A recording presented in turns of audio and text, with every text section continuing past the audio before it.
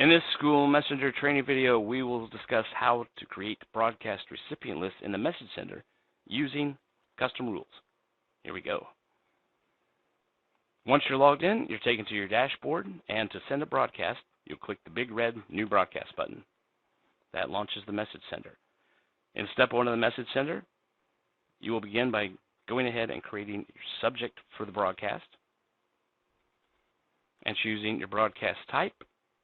Next, you'll need to create a list of everyone that you want to send this broadcast to. So in the recipient section, you will click Add Message Recipients. You'll get a drop-down, and you have a few different choices here, but you want to start with Custom Rules. Click on Custom Rules. That will let you begin building a list. Click the Field drop-down, and what you'll see here is a list of fields that pull from your student information system. We call these fields rules, but what they really are filters. Each rule that you add to your list will filter it down until eventually you're left only with the people that you want to send this broadcast to. Now, you're going to see different fields in your own account than what you see here.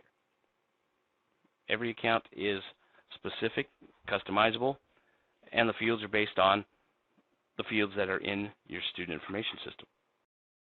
But everyone will have the contact type rule, and you want to add the contact type rule first. That's going to let you build a master list of all your staff members or all your students, or you could build a combined list of both of these groups, or you could do all three. I will start by building a student list. So whatever group I want to make the list for, I click on that group, and then I save the rule. You must save each rule. When you do, it adds the rule and all the contacts associated with that rule. Your data view is building specific. So if you just work in the high school in your district, for example, you will only see the students that are in your building. If you are a system administrator, you should have a district-wide view, which means you will see every student district-wide when you make your list. So after you've got your list of all your students, you can begin to filter that list down by adding more rules. So you just click the Add New Rule button and select more rules one at a time. Maybe you would like to sort your list by grade level. So you add that rule, and then you pick each grade level that you want to add to your list. Let's say 9th and 10th graders. So you make those selections. Once you've added your grades, you click Save, and that narrows down the list. And you keep on going by adding additional rules. Let's sort by, let's say, bus number. And maybe I want all the 9th and 10th grade students who ride buses 103 and 107. So I'll make those selections, save the rule, and it filters the list. Now, maybe I've changed my mind or made a mistake. If so, whatever rule I no longer want, I can click the X and remove that rule. And it automatically updates the list again. So now instead of having all the 9th and 10th graders who ride buses 103 and 107, I just have every student who is on buses 103 and 107. Now I'm going to get rid of that rule as well. As you can see, whenever you add a rule, it updates the list. Whenever you remove a rule, it updates the list. But I want to get back to the main rule, which is the contact type rule of all the students that I have access to. It is a very good idea to make a list of all the students and all the staff members, and then a combined list, because you don't always need to send the same broadcast to both groups. But if you have those lists saved separately, you can pick and choose which ones you need to use. And if there's an emergency and you've already got a list created of everybody combined, then you already have that list made and saved, and you can pull it up and add it to a broadcast quickly without having to build it now. So that's my list of all the students. I'm going to click Add Recipients. That adds that list to my recipient section here in the Message Center in step 1. Now, whenever you make a list using the custom rules, you will never have to make it again, because those rules, again, they all pull from your database, and whenever you do a data import from your SIS, your Student Information System, or your database, That import automatically updates all your data in SchoolMessenger, including every list that you have saved in your account. So when I save this list, it will become a living, breathing, dynamic list that I can reuse anytime I want to in the future for subsequent broadcasts. And I can use it over and over again, day to day, semester to semester, even year to year. So if there's a new student in the district, or if a student moves away, or if at the end of the year everybody's moved up a grade, hopefully, then all those changes will come in through your data import from your student information system, and will update all of your saved lists in SchoolMessenger. So to save a list, you'll come here under Actions, and there's a little X and a little eyeball. We'll talk about those a little later. We want the cloud right in between those two. You click the cloud. It's easy to remember because it's so much fun to say. Click the cloud, and when you click the cloud, that allows you to rename your list anything you want.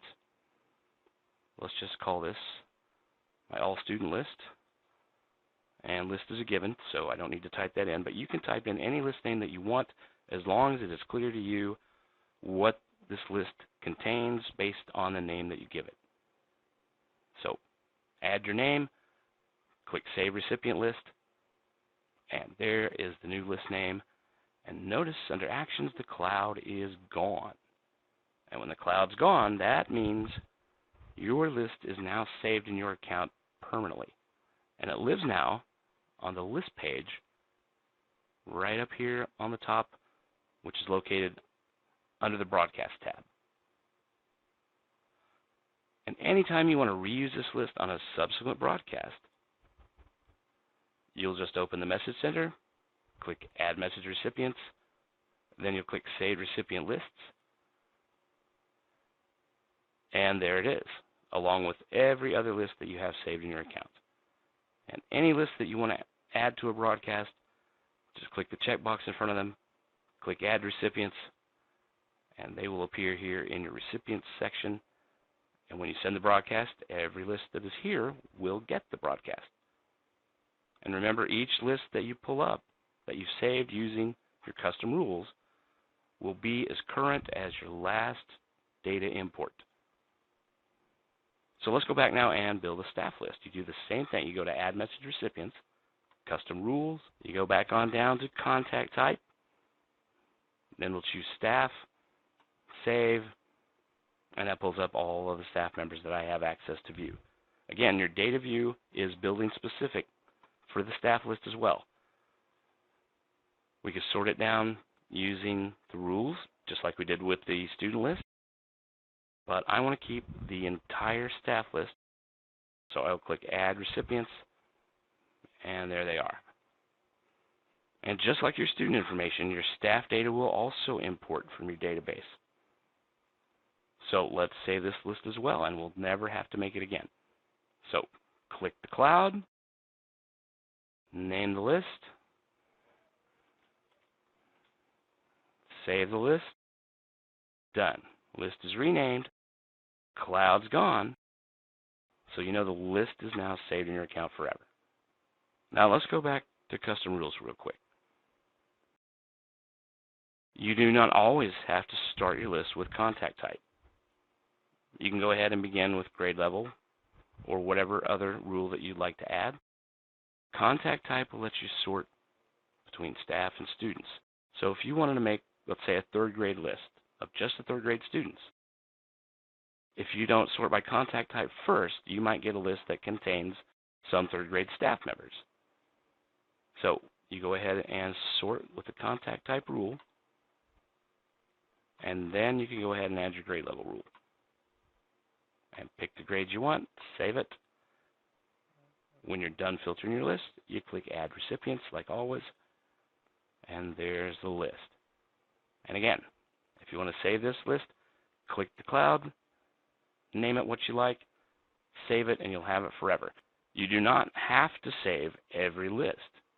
I could go ahead and leave this list unsaved and continue building my broadcast and send it out. Everyone on this unsaved list will get the broadcast just like all the saved lists do.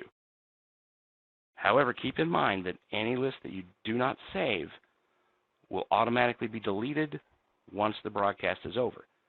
So if you think there's even the slightest possibility that you may need this third grade list again, go ahead and click the cloud and save it. You can always delete it later. It does not take up any closet space. Save everything. That's my motto. So I'll go ahead and click the cloud, name the list, save the list. There it is. Cloud's gone, list is saved. Now, the eyeball will let you preview any list that you made or any saved list that you've pulled up to add to your recipient section. And if you click the eyeball, it will pull up the entire list for you to preview. Everyone is here on these lists alphabetically by the last name. In the far right column, you see the school building that each student is in.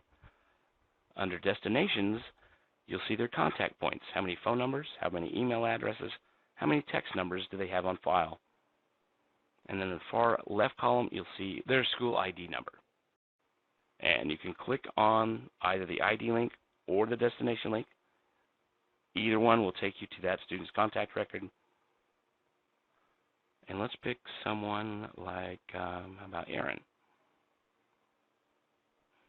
So here's Aaron's contact record. Notice all these fields are the same as our rules.